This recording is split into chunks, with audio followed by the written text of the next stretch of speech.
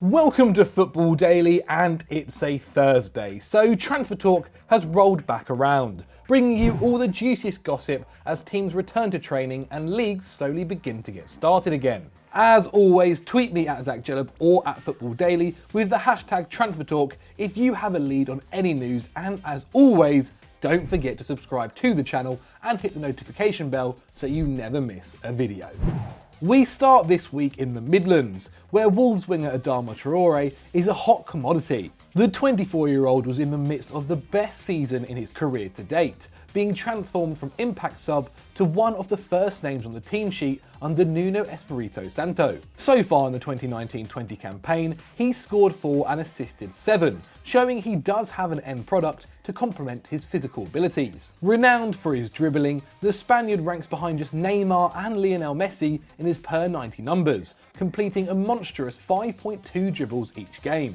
And whilst he may naturally be deployed on the right, his skill set often sees him put up against the weaker opposition fullback, and as a result, Traoré has almost unquestionably been Wolves' player of the season. So it should come as no surprise to the hierarchy at Molineux that some of the world's biggest clubs want the former Barcelona player on their books. The teams reported to be interested are Bayern Munich, Liverpool, Manchester City and Manchester United. United are in fact the latest side to enter the race for the winger, but there's one sticking point for all of these clubs: the asking price. Alongside Ruben Neves, Traoré is considered as Wolves' most valuable asset by Fosun International, the Chinese conglomerate that own the Premier League side. So what do they want for him? A simply staggering £130 million. Now, we weren't expecting that figure to be necessarily reasonable, but still, that fee would make Traoré one of the most expensive footballers in the world. Realistically, that figure would also eat into the budgets each club has, and especially for Man United in their pursuit of Jadon Sancho as well, and Liverpool, who are likely to spend big this summer. So whilst 130 million is the asking price, we want to know how much you think Adama Traoré is actually worth in today's market. And whilst we're here, let's put a poll in there for you too. Given the choice, which of the aforementioned sides should Traoré go to? Bayern, Liverpool, Man City or Man United?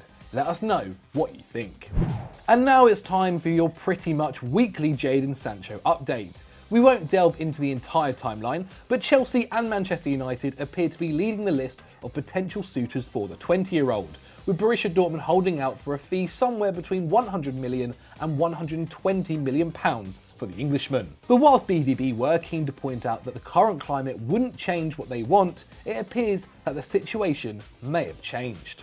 Dortmund's head of sales, marketing and business development, Carsten Kramer, admitted on an online forum that everyone will need to be as flexible and as patient as possible, whilst also conceding that the expectation of high fees will go down as well. Comments like these suggest Dortmund may be willing to accept a lower payment or even, much like Kylian Mbappe, loan their prodigy out for a season with an obligation to buy later on.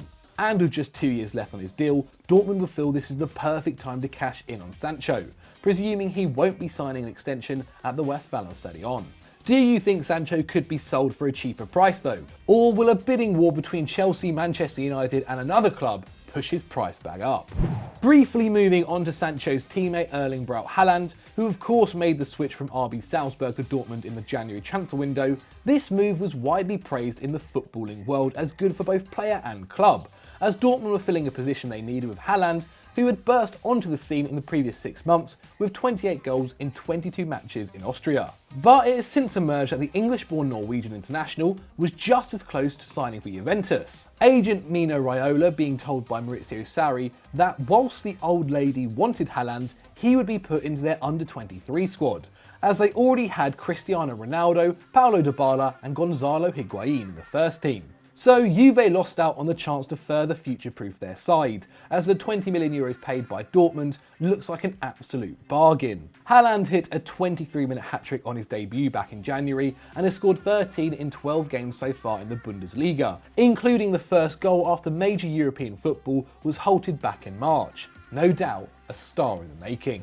Sticking with Juventus now, and it looks like the club are set to be taken in a different direction by Fabio Paratici, the side's chief football officer. Due to the current pandemic, he wants to introduce new financial measures to ensure the club can cope and sustain itself in the long term. Paratici wants to limit salaries at the Allianz Arena to just €6 million a year, or around €120,000 a week. But of course, many of Juve's players earn significantly more than that. So players on the fringes earning that figure are set for the chop, including Higuain, Douglas Costa, Sami Khedira and Blaise Matuidi, looking to raise close to €100 million in fees in the process. Another name that is reportedly up for sale is Miralem Pjanic. Whilst the Bosnian has played 3/4 of the available minutes in Serie A this season, he has recently turned 30 and Paratici believes he can still recoup a reasonable fee. So whenever this summer's transfer dealings can get underway, expect to see the start of another rebuild in Turin.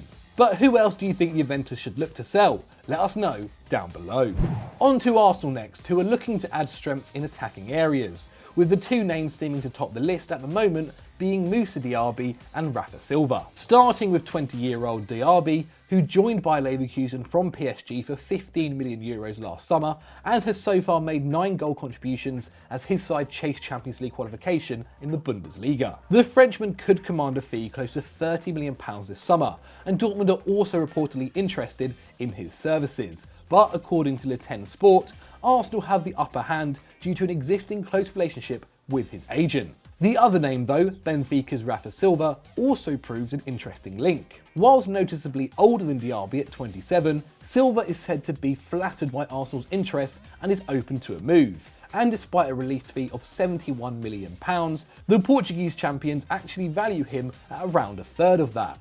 Only teammate Hans Seferovic and new Manchester United recruit Bruno Fernandes scored more goals than Silva's 17 last season, making him a very interesting proposition at the peak of his career. But who do you think Arsenal should go for, Diaby or Silva? Vote in the poll above and let us know. And we round off this week's transfer talk on the other side of North London, where Jan Vertonghen's future with Tottenham still hangs in the balance. His contract expires in just over a month, and the Belgian is expected to bring to an end his 8-year spell with the club, but the 33-year-old has no intention of hanging up his boots quite yet. The veteran centre-back has interested sides from both La Liga and Serie A, and the race is starting to hot up. In Italy, Roma's hopes of securing Chris Smalling on a permanent deal have seen eyes turn towards Vertonghen. Whilst we all know too well Antonio Conte and Inter Milan's liking for an elder player in the squad. Over in Spain, the two teams leading the way for Vertonghen's signature are Real Betis and Valencia, both looking to improve on somewhat underwhelming campaigns. But what do you think Jan Vertonghen's next step should be? As always, you can get involved in the comments section below. So that's all we have time for this week's Transfer Talk. I hope you guys have enjoyed it. As we said at the beginning, if you see any other rumours, then get over to Twitter and send them to us with the hashtag Transfer Talk. If you want to see more Football Daily content, then click on screen right now. And as always, guys, don't forget to like and subscribe.